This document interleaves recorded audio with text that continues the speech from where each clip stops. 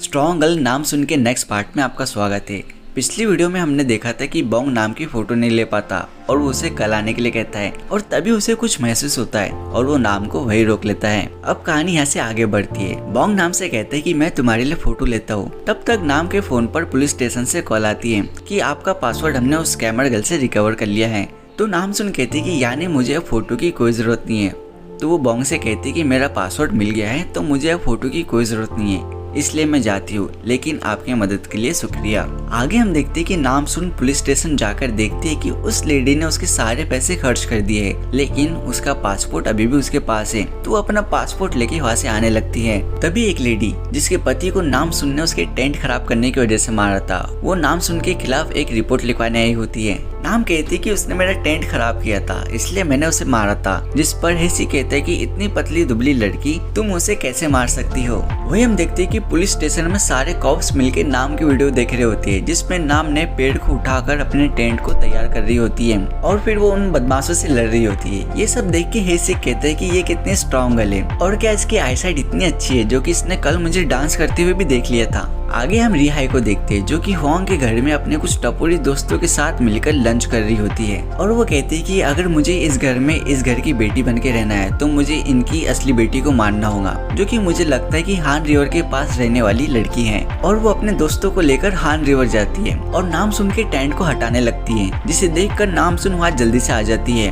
और उन लोगों की मार मार के चटनी बना देती है। ये सब दूर से खड़ा होकर हेसिक देख रहा था, जो कि नाम से मिलने आ रहा होता है और रिहाई भी ये सब देखकर दंग रह जाती है कि इसके पास इतनी पावर कैसे है। वही हम हुआंग को देखते हैं जो कि एक क्लब में आई हुई थी और वहाँ पे सीओ भी आता है। एक लेडी दोनों को एक दूसरे से इंट्रोड्यूस करती है कि ये हमारे क्लब का यंग धनी आदमी है और मुझे लगता है कि तुम दोनों को एक दूसरे से बात करनी चाहिए। इसके बाद सीओ और हुआंग अपने कंपनी और अपने पोजीशंस के हिसाब से एक दूसरे से थोड़ी बहुत बातें करते हैं और हुआंग वहाँ से चली जाती है। दूसरी तरफ हम देखते हैं कि नाम सुन की दादी जी जुंग ने किसी आदमी की गाड़ी पलटा दी थी, जिसकी रिपोर्ट उस आदमी ने की और जुंग पुलिस स्टेशन आई हुई होती है, जो वहाँ के कॉप्स को बताती है कि मैंने इसे अपनी गाड़ी हटाने के लिए कही थी, लेकिन ये मुझसे उल्टी सीधी बातें करने लगा, जिसकी वजह से मैंने इसकी कार को हटा दी। ये कह के जुंग वहाँ से जाने लगती है और तभी वो देखती है कि वहाँ मिन मिन और बांग उन भी है, जो कि हमारे सीजन 1 स्ट्रॉन्ग गर्ल के मेन लीड है। वो दोनों भी वही रहते हैं क्योंकि बांग उन ने 2 लोगों को पीटा था क्योंकि उन्होंने किसी डॉग का घर तोड़ दिया था और मिन मिन उसकी साइड ले रहा था और कहता है कि मेरी बीबी कभी कुछ गलत कर ही नहीं सकती। तभी वह जंग आकर बांग उनसे कहती कि आपको मेरा इलाका देखना पड़ा,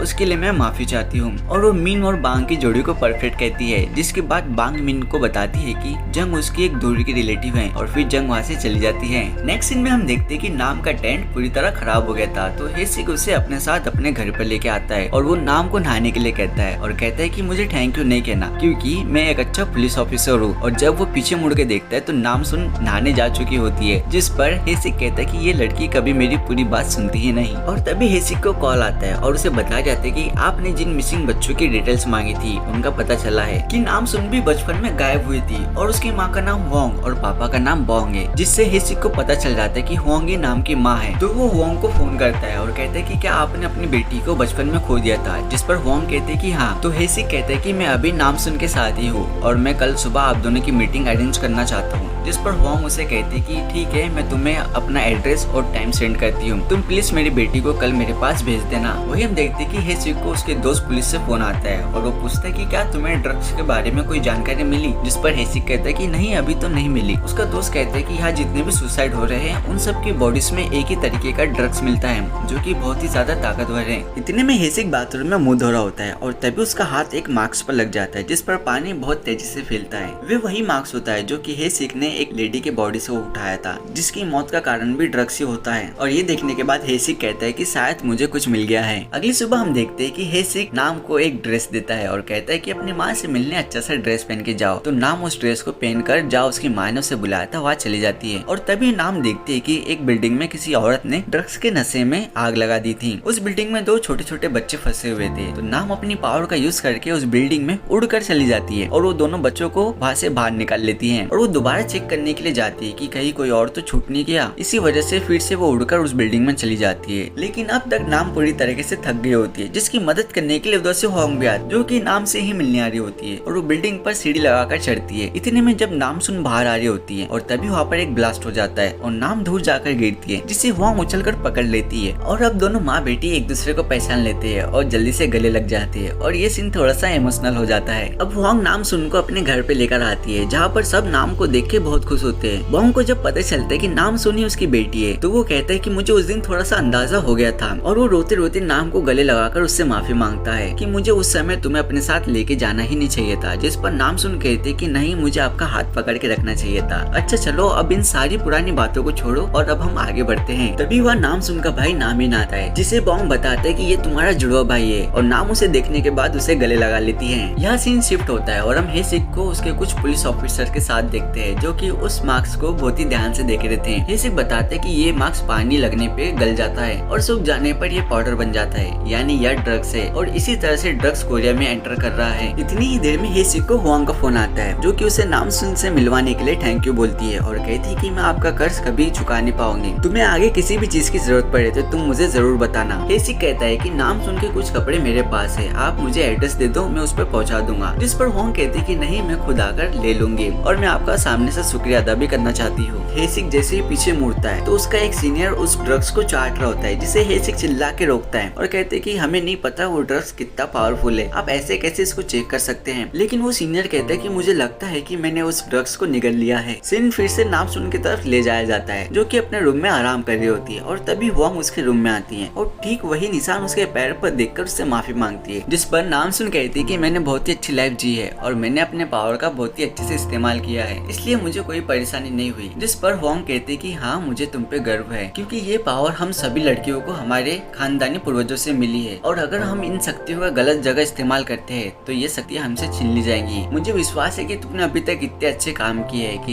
ये शक्ति तुम्हारे पास अभी भी बरकरार है। और ये सारी बातें करने के बाद नामसुन सो जाती है। अगली सुबह हम देखते हैं कि होंग गोल्फ खेल रही होती है और तभी उसे एक मैसेज आता है कि एक नई कंपनी डुगू नाम से, जो कि ड्रग्स में इन्वॉल्व है, जिस पर नजर रखने के लिए होंग अपने सेक्रेटरी से कहती है, और तभी होंग को हेसिक की याद आती है, जो कि इसी की खोजबीन कर रहा है। आगे हम देखते हैं कि सीईओ, जो कि डुगू कंपनी का मालिक है, वो एक बोर्ड मीटिंग कर रहा होता है कि हमें अपने कंपनी के लिए काफी सारे वर्कर्स चाहिए होंगे, जिसमें हम लड़के और लड़कियां दोनों को शामिल करेंगे, क्योंकि लड़कियों की भी ताकत लड़कों से कम नहीं होती। और वो नाम सुन के बारे में सोचता है कि मैंने एक ऐसी ही लड़की देखी है जो कि लड़कों से कई गुना ज्यादा ताकतवर है, इसलिए हम लड़के और लड़कियां दोनों के लिए जॉब ऑफर देंगे। होंग हेसिक को इस बारे में बताती है कि मुझे अपने सोर्स से पता चला है कि डुगू नाम की कंपनी ड्रग्स में इन्वॉल्व है। तो हेसिक डुगू कंपनी में सेक्रेटरी स्पाई बनकर जाने के लिए प्लानिंग करता है और वो इस बारे में नाम को बताने के लिए मिलने को बुलाता है, जहाँ होंग ने नाम का पूरा लुक ही चेंज कर दिया था, जिसे नए रूप में देखकर हेसिक तो बिल्कुल भौचक्का ही रह जाता है। जिसके बाद वो सारी बातें नाम को बताते हैं, जिस पर नाम कहते कि मैं तुम्हारे साथ उस कंपनी में चलूंगी और तुम्हें तो मेरी ताकत का अंदाजा है ही, मैं तुम्हारी मदद करना चाहती हूँ, मुझे पता है कि तुम अच्छे काम करते हो, इसलिए मैं इसमें तुम्हारी मदद करना चाहती हूँ। जिस पर हेसिक मान जाता है। अगले दिन दोनों एक साथ इंटरव्यू के लिए कंपनी में जाते हैं, जहाँ वेयर हाउस का मैनेजर उनका इंटरव्यू लेता है और वो उन दोनों को पास कर लेता है। जिसके बाद वो हेसिक और नाम को काम समझाने के लिए आता है, और जब वो नाम के स्ट्रेंथ को देखता है तो उसका मुंह खुला का खुला रह जाता है, क्योंकि नाम एक साथ कई ट्रे उठाकर बड़ी ही आसानी से ट्रक में लोड कर देती है। मैनेजर नाम से उसकी ताकत का राज पूछता है और कहती है कि मैं मंगोलिया में 100 कच्चे अंडे बिना पकाए ही खा जाती थी, जिसकी वजह से मैं इतनी ताकतवर हूँ। मंगोलिया में अधिकतर लोग कच्चे सामान ही खाते हैं, जिसकी वजह से उनके पास स्पेशल पावर आ जाती है। ये सुनने के बाद मैनेजर कहता है कि मैं भी इस पर ट्राई करूंगा। रिहाई, जिसे सभी पुलिस स्टेशन में ढूंढा जा रहा है, क्योंकि उसने काफी सारा स्कैम जो किया है, इसलिए उसे एक नई आईडी की जरूरत होती है, जिसके लिए वो एक आदमी के पास जाती है, जो कि बहुत पैसे की डिमांड करता है। रिहाई उसे कुछ पैसे देकर कहते हैं कि मैं इस आईडी से कोई नई जॉब लेकर तुम्हें लौटा दूंगी। और रिहाई भी डुगू कंपनी में काम कर रही होती है, जहाँ हेसिक और नाम सुन आए रहते हैं। रिहाई नाम सुन को कंपनी में देख लेती है और सोचती है कि ये यहाँ पर क्या कर रही है। रात के समय हेसिक और नाम दोनों सबूत इकट्ठा करने के लिए वेयर हाउस में आते हैं, जहाँ नाम सुन अपनी पावर से शटर को उठा देती है और फिर उसे बंद भी कर देती है, जो देख के हेसिक तो बिल्कुल हैरान रह जाता है। इसके बाद दोनों वहाँ से कुछ मार्क्स लेके निकलते हैं और तब तक नाम सुन को चोट लग जाती है और वो हेसिक के ऊपर आके गिरती है, जिससे कि हेसिक के भी पैर पे चोट लगती है। हेसिक को दर्द में देख नाम उसे गोद में उठाकर बाहर लाती है। बाहर उन दोनों का इंतजार कर रहा एक पुलिस ऑफिसर कहता है कि इसलिए मैंने नाम को साथ में जाने के लिए मना किया था। लेकिन जब वो देखता है कि नाम हेसिक को उठा के लेकर आ रही है तो वो बिल्कुल चौंक जाता है और वो जाकर पुलिस स्टेशन में ये सारी बातें सबको बताता है, जिससे कि हेसिक थोड़ा अनकंफर्टेबल होता है। सारे कॉप्स कहते कि क्या तुम्हें नहीं पता, उस दिन जब बिल्डिंग में आग लगी थी तब नाम और उसकी माँ ने बच्चों को बचाया था, उनके पास कुछ तो स्पेशल पावर है। आगे की कहानी में हम देखते कि होंग जिस आदमी ने उसे एक कार्ड देकर कहा था कि आपको इस दुनिया में अच्छाई फैलानी है तो आप हमसे आकर मिलिए, उसका मैसेज आता है और वो उससे मिलने अपने बाइक से जाती है। वो आदमी अपने चीफ के पास होंग को लेकर जाता है जो कि एक छोटे से स्टॉल पर फास्ट फूड बेच रहा होता है, जिसे देखकर होंग कहते हैं कि तुम मुझे कहाँ लेकर आए हो। तब वो आदमी बताता है कि तुम्हारे पास भी पैसों की कमी नहीं है और मेरे पास भी बहुत सारे पैसे हैं और हम दोनों का मकसद एक ही है, इस दुनिया में अच्छाई फैलाना, तो क्यों ना हम दोनों हाथ मिला ले। जो सुनने के बाद होंग बहुत ज्यादा खुश हो जाती है कि मेरे जैसे और भी लोग हैं जो इस दुनिया में भलाई चाहते हैं और वो दोनों हाथ मिला लेते हैं। हेसिक जिस मार्क्स को वेयर हाउस से लेकर आया था उसके टेस्ट पे पता चलता है कि उनमें कोई ड्रग्स नहीं है, जिससे हेसिक सोच में पड़ जाता है कि आखिर ड्रग्स कहां से रहे हैं। होंग को पता चलता है कि सीओ के पास पहले इतने पैसे नहीं थे